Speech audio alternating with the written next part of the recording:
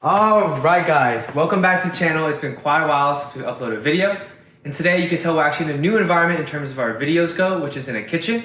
And that is because today is Valentine's Day. And instead of going out for dinner like a lot of people, we've been going out to eat recently for a lot of different other occasions. We decided that we would cook something, it'd be fun, we could try something new. So neither of us have cooked beef bourguignon before. That's what we're cooking tonight. And we're using a recipe based off of Julia Child's recipe. And to begin, we have our ingredients. Beef chuck. We're replacing olive oil with avocado oil. Bacon. Carrots, garlic, and white onion. The usual recipe actually asks for pearl onions as well, but we decided to opt for a very large white onion instead.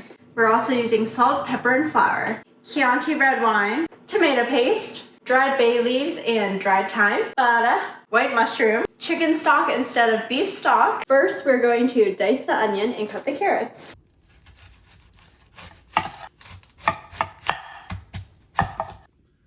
I've been working with the beef, basically cutting some of that excess fat off. Obviously, we still want to leave some for some flavor, and there's plenty. But the first step of the actual cooking is going to be cooking the bacon, and then we cook some things in the bacon grease and the bacon oil. So I'm going to throw some of this in when we cook that bacon for the grease. Get some extra flavor. And I'm also, just here in a second, gonna rinse these.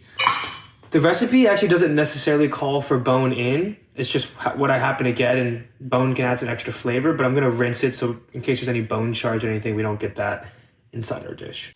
While Eric is working on cutting these into 2-inch chunks, I'm working on dicing the carrots into 1/2-inch chunks. Next, we're taking 6 ounces of bacon, about half of this pack, and chopping it roughly, and then we're gonna toss it into the Dutch oven right behind me. All right, we've got our Dutch oven here heated up with the avocado oil. We're gonna throw in the extra trimmings of the beef fat first, separate from the bacon so they don't get mixed up. So these ones, after they render, we'll take them out, then we'll do the bacon. Now we're taking our roughly chopped 6 ounces of bacon bits. We're gonna throw them into this oil.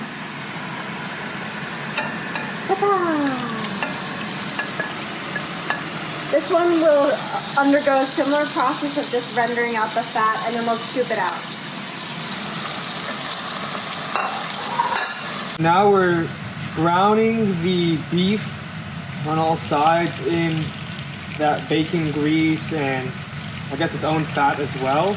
One oversight is that this recipe does take a little bit, especially if you do it the traditional way where you finish this in the oven. We thought about doing the pressure cooker, but we're worried that it's not all gonna fit, so we're just gonna do the stovetop method with everything on the stove. I guess like any great cook, we are going to have a nice sip of this wine before we put it in for cooking. Grace is not the biggest wine person. Wine, I would say, is probably when I do drink one of my alcohols of choice. And I'm more of a white wine person than red wine. This is me trying to take off this label without just cutting it like a normal person. The employee at Trader Joe's actually recommended this one for cooking beef with. So shout out to Trader Joe's for that tip. Fior di Vino from the Tuscany region of Italy. Hey, we've been there. We have? Ooh. How is it? I actually kind of like it. I'm getting some cherry notes It's not on too the top. dry. I like it. And something kind of oaky.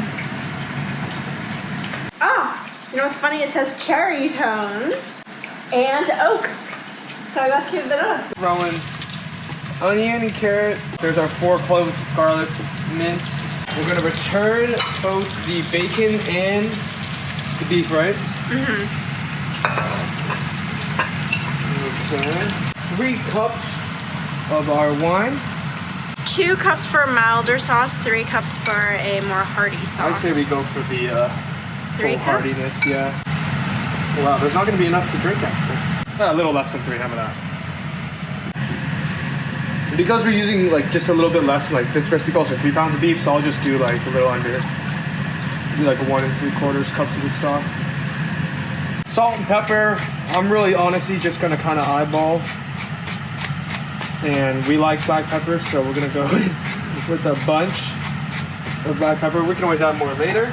And then some salts. Cracked open our tomato paste. Eyeballed probably a little over 2 tablespoons. Throwing that in. So we misread the recipe. The recipe had 3 different ones on it. One for pressure cooker, one for traditional method, and one for just stovetop. So we were supposed to brown our onions and carrots and garlic in the fat and then get rid of basically all the fat. And so now there's a lot of fat in here, but I guess we'll just roll with the punches. 1 teaspoon of the thyme. Just eyeball it.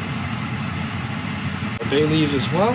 And simmer for, calls for 1.5 to 2 hours. I don't know if we can wait that long. Just hoping for the meat to get tender.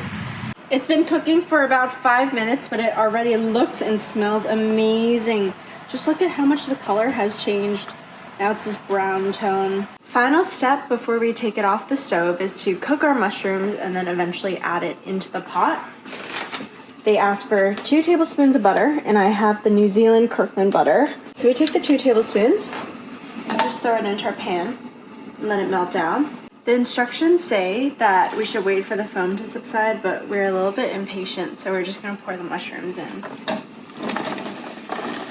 So we got a whole container of mushrooms, and we're gonna season with some garlic powder since we ran out of fresh garlic. So about 2 cloves of garlic worth.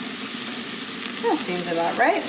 Can you tell me the conversion between cloves of garlic to granulated garlic? Yes, I would say 1 clove of garlic is about 2 seconds of an ongoing sprinkle. So just like 1, 2 is one, and then 1, 2 is another clove of garlic. It's been almost an hour of this simmering, and you can see how much the liquid has reduced. Eric has since chopped up some of the pieces of meat, and we're gonna pour these browned buttered mushrooms into the pot. And this will cook for another couple of minutes, and then we'll finally get to enjoy.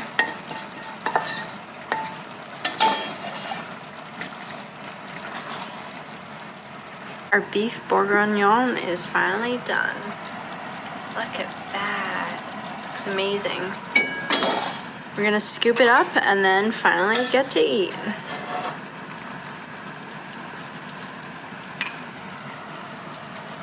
Moment of truth. Ooh, it's No, really, it's really hot. Now we definitely could have cooked it longer for more tender beef, but honestly it's getting kind of late. We are hungry. Where's the veg? Just the veg, mushroom, onion.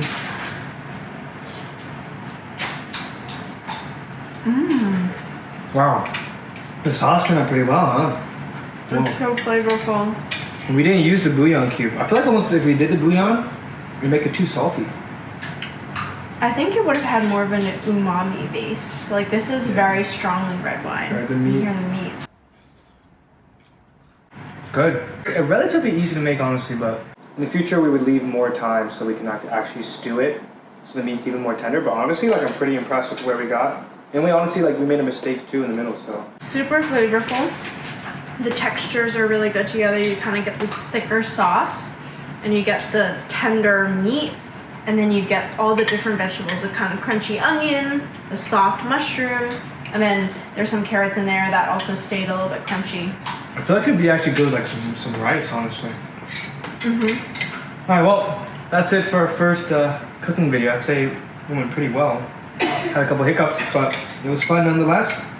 We hope you enjoyed and that you try the recipe too. Now we're gonna dig in. Cheers.